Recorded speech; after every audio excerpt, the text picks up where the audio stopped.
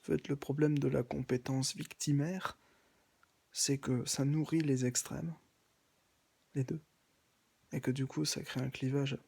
Plus on se plaint, plus on pleurniche. Moi, j'aime pas du tout la pleurniche, parce que plus on se plaint, au final, et moins le débat avance. Et surtout dans le bon sens. C'est-à-dire que il faut analyser les détails. En fait, pour ça, il faut avoir du recul.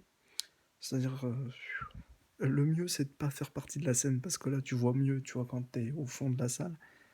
Et puis, du coup, tu analyses les détails. Et là, tu te dis, ah, il y a quelque chose qui cloche. Est-ce qu'on pense aux enfants?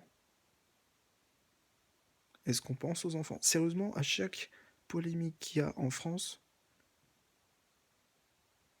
j'y pense. Il faut y penser. C'est un devoir. Qu'est-ce que pensent les enfants de ça? Parce qu'en fait, au final, on n'arrête pas de dire les enfants sont des adultes, presque en fait, qu'on peut avoir des rapports avec eux, c'est limite ça. On n'en est pas loin.